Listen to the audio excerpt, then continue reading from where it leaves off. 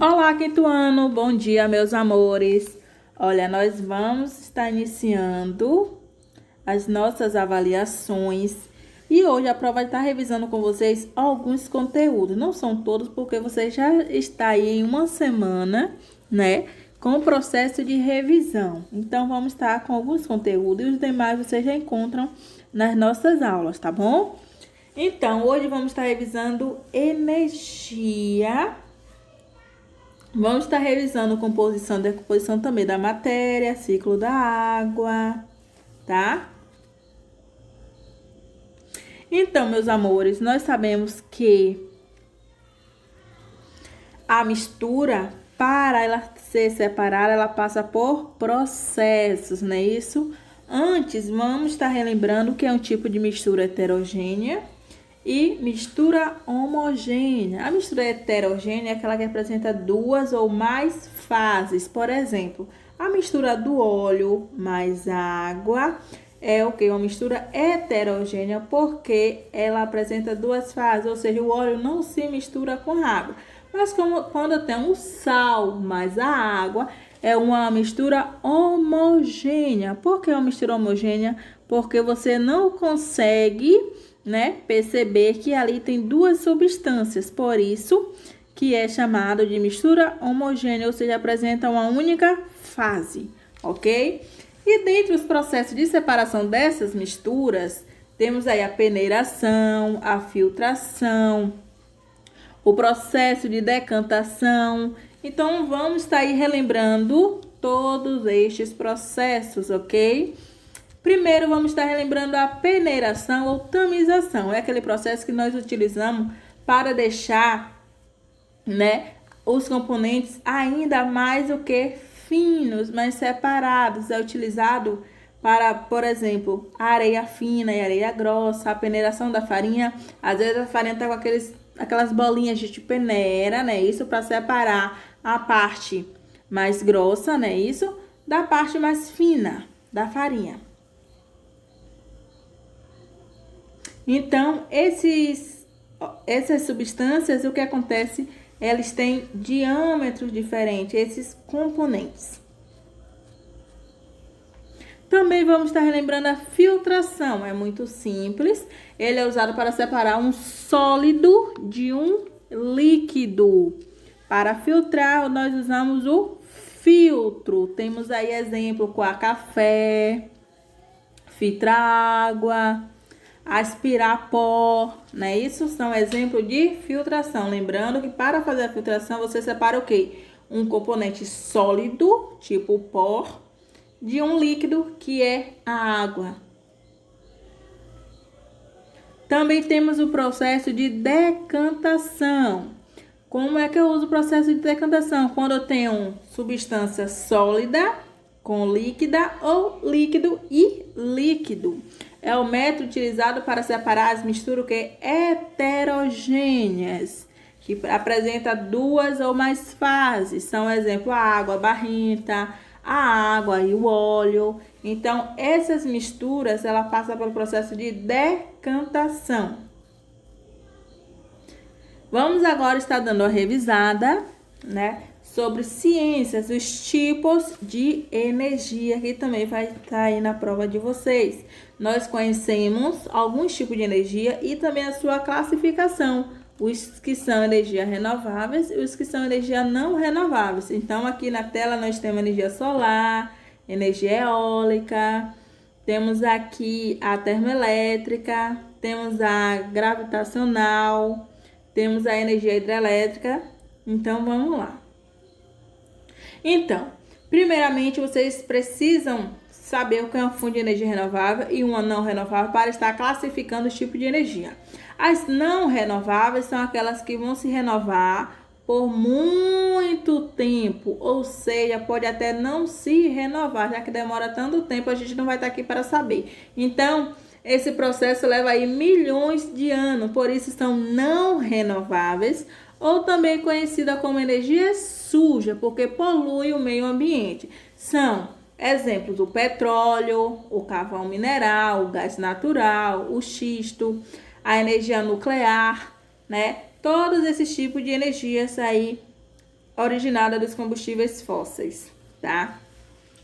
E já as fontes de energia renováveis são aquelas chamadas energias limpas, que não poluem o meio ambiente, uma vez que elas são exploradas pelo homem, mas elas se reconstituem naturalmente.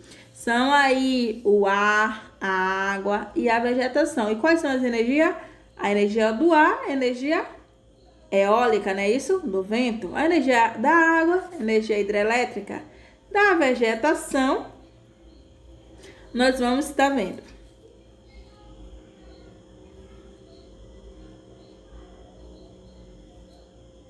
Então, vamos lá.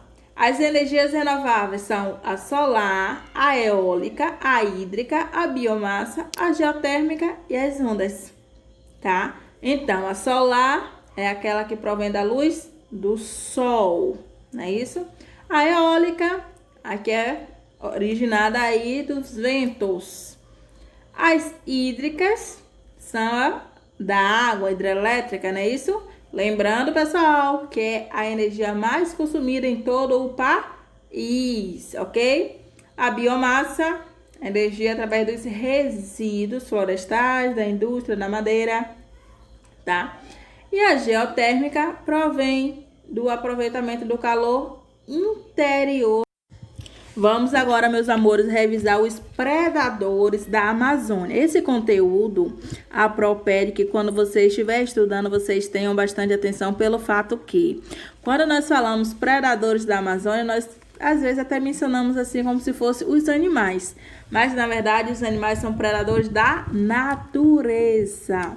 Quando se fala predadores da Amazônia, nós estamos falando que dos homens, né? Isso, os madeireiros, os caçadores, os traficantes de drogas, os que vão para a floresta caçar, desmatar, retirar, né, os produtos de forma clandestinamente, ok? Então, você sabia? O jacaré-açu é conhecido por ser um predador que está dentre os primeiros da cadeia alimentar. O que significa que ele pode caçar qualquer animal, inclusive cobras e onças. Isso aqui é uma curiosidade sobre os predadores da natureza. Ele não é um predador da Amazônia. Ele é um predador da natureza. Nós estamos aqui para chamar a atenção dos predadores da Amazônia. Os homens que vão de forma cruéis, né? Isso, captar os animais, a planta, a madeira. Então, mas estamos aqui para falar de outros predadores.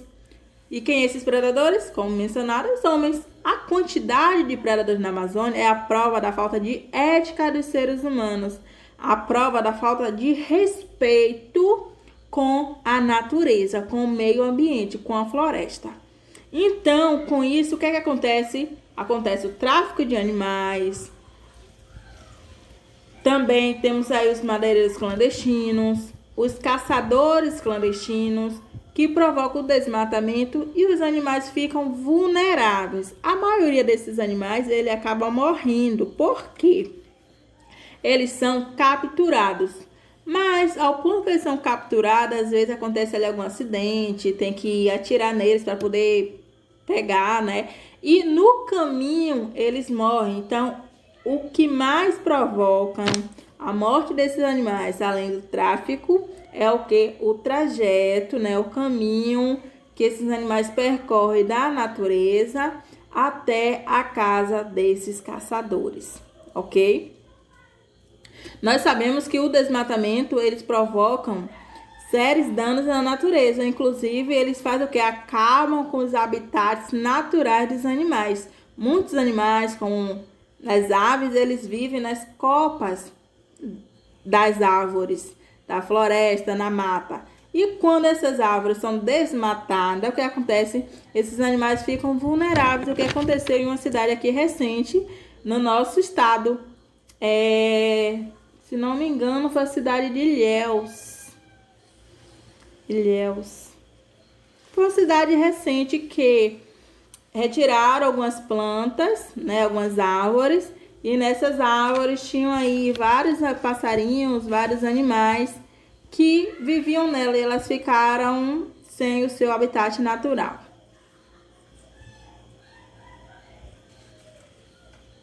Mas quando nós falamos de predador da natureza e predador da Amazônia, quando se fala predador da natureza, estamos referindo a um animal que se alimenta do outro, que caça o outro. Quando se falamos de predador da Amazônia, nós estamos falando que dessas pessoas que de forma cruel, clandestina, vão lá e caçam os animais. Para os animais, na natureza, é uma lei natural, baseada na cadeia alimentar, tá? Então, meus amores, estudem, tá? Porque nossa prova promete. Vamos agora falar um pouco do aquecimento global também, que está aí na nossa prova? Vamos lá. Então, o que entende-se por aquecimento global? O que é que causa o aquecimento global? E aí, responderam certinho? Muito bem, meus amores. Então, sabe-se que o aquecimento global é o aumento da temperatura da Terra, né? Isso causado pelo acúmulo de gases na atmosfera. E o que é esse acúmulo de gases? É a causa, né? Isso, o efeito estufa. O que é o efeito estufa? A emissão de gases na atmosfera. O que é que causa o efeito estufa? Aí a queima de combustíveis, a queima de plantas, né? Esse desmatamento, as queimadas. Então, tudo isso são efeitos, né? Isso para o aquecimento global. Então, vamos lá. Causa do aquecimento global: uso de combustíveis fósseis, como carros movidos a gasolina, óleo diesel. O desmatamento, piorando aí a qualidade do ar, não é isso? As queimadas também e as atividades industriais. Essas são as principais causas do aquecimento global, porque essas atividades, elas provocam, né, gases nocivos à atmosfera e assim contribui para o aquecimento global. Vamos ver as consequências. Isso é o que causa. Mas qual é a consequência para nós seres vivos? Então, mudança na composição da fauna e da flora, que é dos animais da planta. Aumento de desastres naturais, como as enchentes, os furacões, os tsunamis, né? Desertificação, as secas e as mudanças climáticas, ok? O desmatamento, ele causa a extinção de espécies vegetais e animais, fazendo danos irreparáveis para o ecossistema. As queimadas podem desaparecer com incontáveis espécies de animais, plantas, flores, árvores, insetos e tantas outras formas. Então, quinto ano, como a prova prometeu, vamos estar revisando também o ciclo da água. O que se entende pelo ciclo da água é o movimento que a água faz, passando aí pelos seus 5 processos de precipitação, evaporação, condensação, transpiração. Então, a água ela possui 3 estados, que é o líquido, o sólido e o gasoso. Mas sabemos que é a mesma água, ela só muda o que? De estado físico, não é isso? Então, vamos ver aqui quais são os processos, né? Isso que a água faz em seu ciclo, tá? O ciclo da água envolve a evaporação da água dos rios, dos lagos, dos mares, bem como os processos metabólicos dos seres vivos. A água ela sofre mudança em seu estado físico, como mencionado, mas ela continua sendo a mesma água.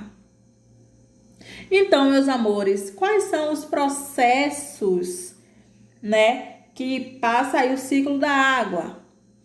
São 5 processos de evaporação, condensação, precipitação, a transpiração e a infiltração. A evaporação é o processo da passagem do estado líquido, que é a água líquida, para o gasoso, quando ela vai evaporar com o calor do sol. Por exemplo, eu coloco uma roupa dobrada e uma roupa estendida em um varal. Qual vai secar primeiro? Lógico, a que está estendida. Por quê? Porque essa água vai evaporar com o calor do sol, ok? A condensação é a passagem do estado gasoso, em forma de gás, para o líquido, tá? A precipitação são quando já está formando aí as nuvens que caem carregadas, não é isso? Formando o granizo, o orvalho ou a neve. Então, é o processo de precipitação, forma de chuvas. A transpiração é quando a água já chegou no solo, ela infiltra no solo, reiniciando aí todo o processo novamente, sendo absorvida pelas plantas para fazer aí a sua fotossíntese, sua respiração, ok? E a infiltração é a passagem lenta da água pelos lençóis freáticos, tá? A passagem lenta de um líquido através de um meio no solo, que pode ser as rochas, podendo formar aí aquíferos, pequenos lagos, tá?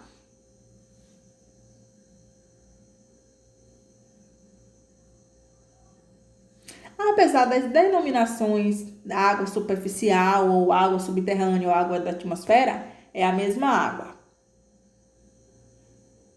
A água que se precipita formando a chuva já esteve no solo um dia e se evaporou indo para a atmosfera. A água sempre está em movimento, a água não fica parada. É graças a isso que ocorre a chuva, a neve, os rios, o lago, as nuvens e as águas subterrâneas. Tá, meus amores? Então, aqui é a nossa revisão sobre o ciclo da água. Vocês também têm essas aulas gravadas. Confira seus livros, confira seus cadernos, confira suas fichas, confira as aulas no nosso canal. Qualquer dúvida, chame a Proca para estar disponível para todos vocês, ok? Beijo e até a próxima.